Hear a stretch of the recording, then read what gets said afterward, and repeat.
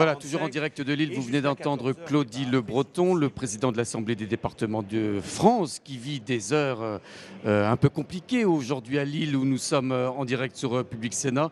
Des heures compliquées, puisque vous l'avez suivi il y a quelques minutes à peine sur notre antenne, les élus de droite, les 41 président de département de droite au sein de l'Assemblée départementale des départements, eh bien, ont décidé de quitter le Congrès, tout simplement. Alors pour en parler, autour de nous, des présidents de conseils généraux, également sénateurs. Merci beaucoup, messieurs, d'être avec nous aujourd'hui. Je vous présente Claude Haut. Vous êtes président du conseil général du Vaucluse. Vous êtes socialiste. En face de vous, Aldéric de Montgolfier, vous présidez le département de l'Eure-et-Loir. Vous êtes UMP. En face de vous, Monsieur Favier, Claude Favier, merci beaucoup d'être là. Vous représentez, vous présidez le département du Val-de-Marne, en région parisienne, bien sûr. Vous êtes membre du groupe communiste au Sénat. Vous avez beaucoup ferraillé, on vous a entendu lors de la discussion toute récente sur les métropoles au Sénat. En face de vous, Jean Arthuis, merci beaucoup d'être là. Vous présidez le département de la Mayenne, sénateur centriste. Toutes les sensibilités sont représentées.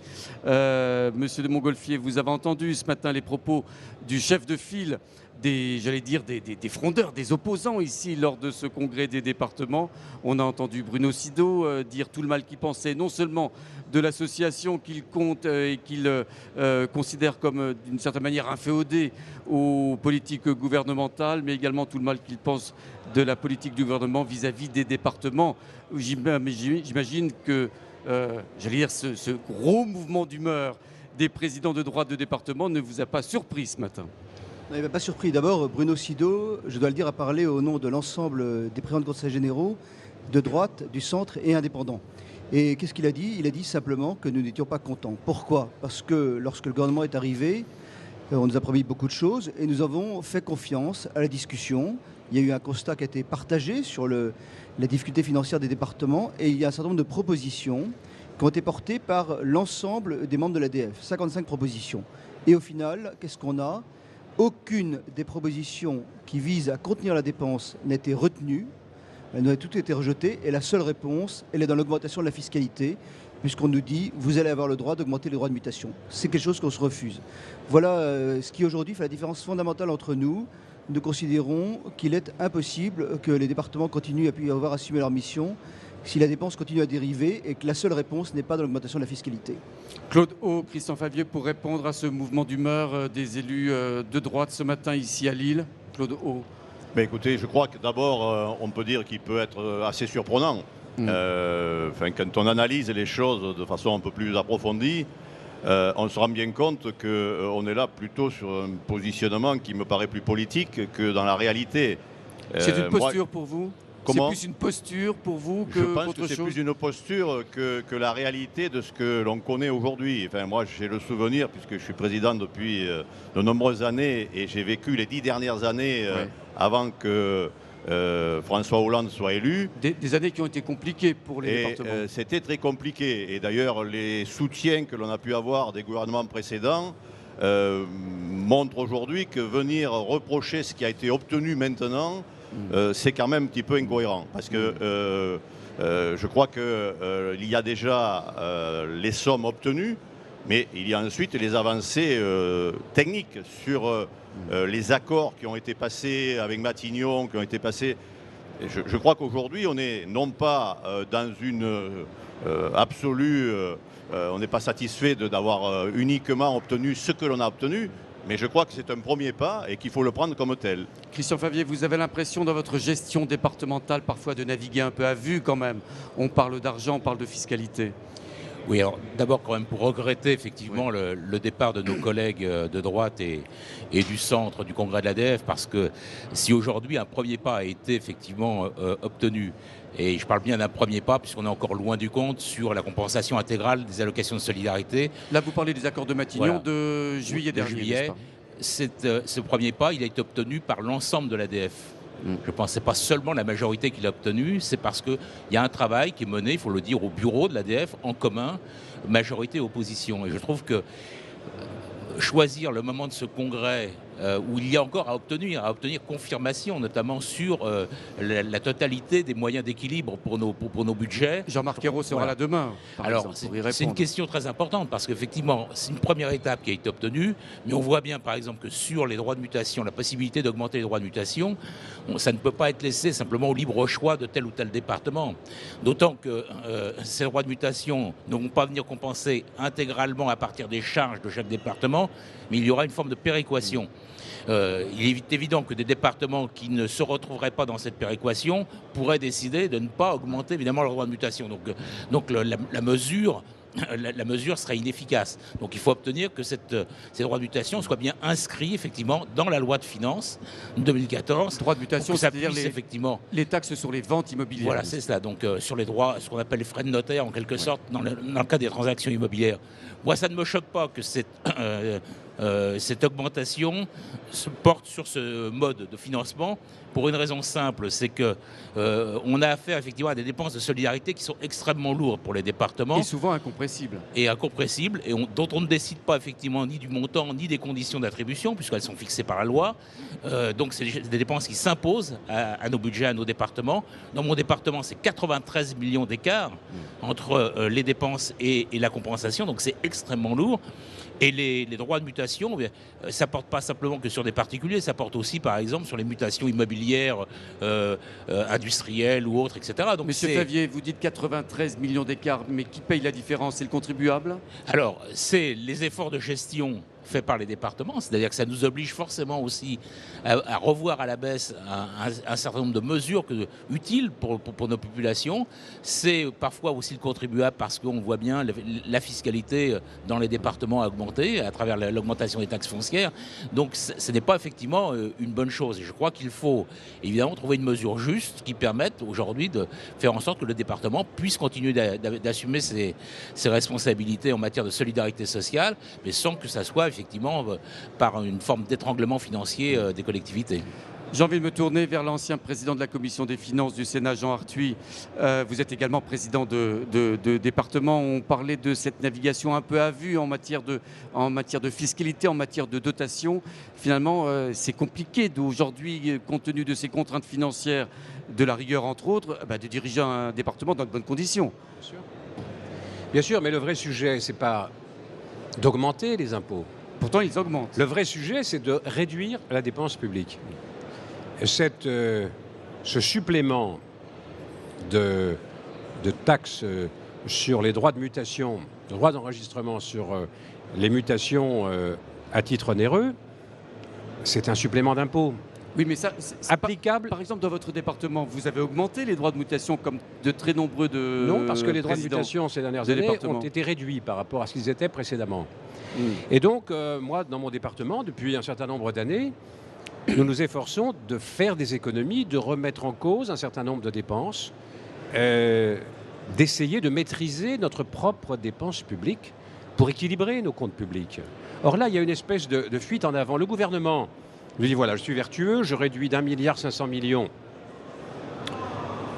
en 2014, puis en 2015, ça fera 3 milliards, les dotations de fonctionnement à l'ensemble des collectivités territoriales. Mais il dit au département, rassurez-vous, je vais vous rendre cet argent. D'abord, vous pourrez augmenter les DMTO pendant 2 ans, oui. 2014-2015. Est-ce que l'on croit que, dans un marché qui est très déprimé, le marché immobilier, est-ce qu'on croit que c'est un bon signal? Par ailleurs, si les droits doivent baisser en 2016, je pense que dans le second semestre 2015, il n'y aura plus aucune transaction immobilière pour tirer profit de l'abaissement. Donc tout ceci n'a pas de sens. Par ailleurs, on nous promet de nous restituer les droits d'assiette de l'impôt foncier qui est perçu par les départements. Donc tout ça n'est pas dans la bonne direction. Manque de visibilité et au même moment, on révise les rémunérations des fonctionnaires de catégorie C, on révise le RSA, on nous met des dépenses supplémentaires. Ce qui motive également notre incompréhension, c'est que l'Association des départements de France a signé un protocole avec Mme Taubira à la fin du mois de mai sur les conditions d'accueil des mineurs étrangers isolés. Or, nous nous rendons bien compte dans tous les départements... Et c'est le département qui doit payer. Naturellement, que des filières organisées d'immigration clandestine se servent de notre législation protégeant les familles et les enfants pour venir sur notre territoire et mettre à la charge des départements des frais qui sont difficilement supportables. Alors, j'attendais du gouvernement qu'il contrôle les flux migratoires et non pas qu'il considère comme une fatalité ces immigrations clandestines.